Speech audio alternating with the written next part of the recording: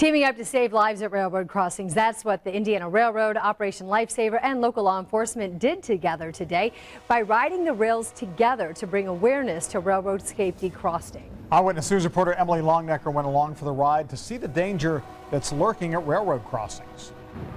Well, here at the crossroads of America, there are over 5,000 railroad crossings. Crossings that sometimes drivers don't always pay attention to.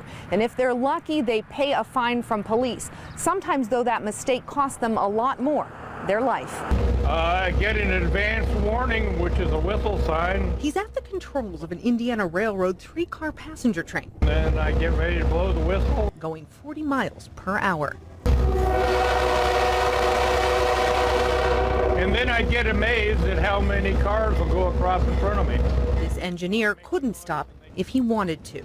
It's steel on steel. You can't stop it. Not on a dime anyway. Warren Thompson should know. He's a retired engineer, along for the ride from Indianapolis to Bloomington and back with police officers from around the region, trying to raise awareness about preventing railroad crossing collisions.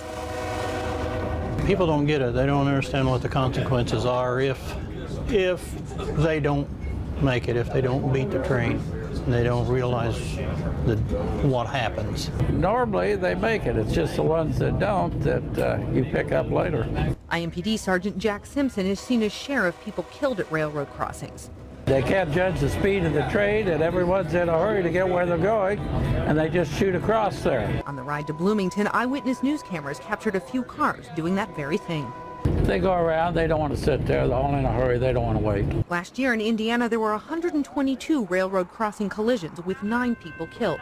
The Hoosier State ranks 4th in the nation for such incidents. 67% of the crashes in Indiana happen at crossings with gates and lights, but the number nationally is 50%. And police and engineers say flashing lights and crossing arms don't always do the trick. Actually seen people drive through the gates. Sometimes they make it across. You hope that they do, and most of the time they do. Sometimes, though, they don't. And it's something that you, as the engineer, you don't forget. The outcome totally out of the engineer's control. Police do patrol these railroad crossings, and they will write you a ticket if they catch you trying to beat a train. A ticket can cost you $150 and 6 points on your license. That's the equivalent of 3 speeding tickets.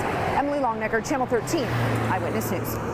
And the other problem is people walking along railroad tracks or riding their bikes and ATVs. That is considered trespassing, and that can also get you fined.